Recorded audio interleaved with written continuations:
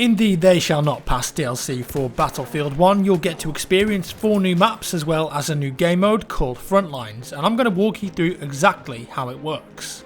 FRONTLINES aims to combine the best parts of Conquest and Rush into one tasty package, and it most definitely achieves that. Now you may be thinking, well, isn't Operations meant to be a combination of Rush and Conquest? And well, yes, it really is in a way, but FRONTLINES plays a lot differently than Operations because in this game mode it's a lot more of a tug of war battle. In fact, it's more like a combination of Chainlink from Battlefield 4 and Rush. Okay, enough with the introductions. How does it work?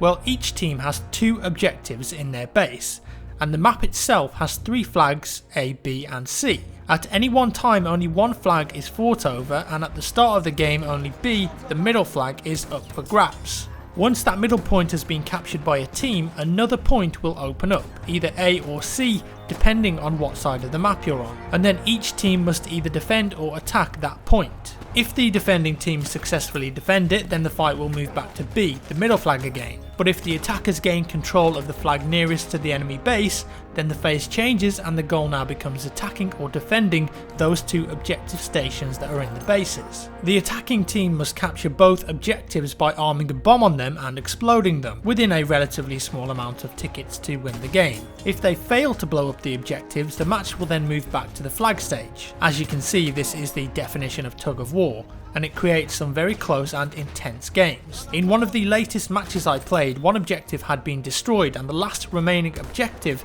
had been set to blow up. We were within maybe 5 seconds of losing when we managed to defuse the bomb and push the enemy team back, eventually so far that we turned things around and won the game. It was a pretty epic experience to say the least. There is still a time limit in this game mode though, so if one team hasn't won outright, it will be either based on the amount of objectives destroyed or the amount of flags under their control when the timer ends. As I mentioned before, there will be obvious comparisons with Operations, at least at the beginning, but I think it does differ enough to be a separate mode. The flag capture areas are much more like Conquest than Operations, and of course it can go forwards and backwards. The objective section is a nice touch as well to differentiate it from some of the other game modes. When I've played FRONTLINES on Fort Vaux, that's the infantry only mostly indoors map, one of the things that you have to remember is that there's actually a lot of flanking routes and areas that you can go and work to get behind the enemy. It's definitely not a linear game mode, and on Fort Vaux especially you can use the outside trenches and dirt mounds to try and get behind the enemy team if they're holding B for instance, which is inside the fort.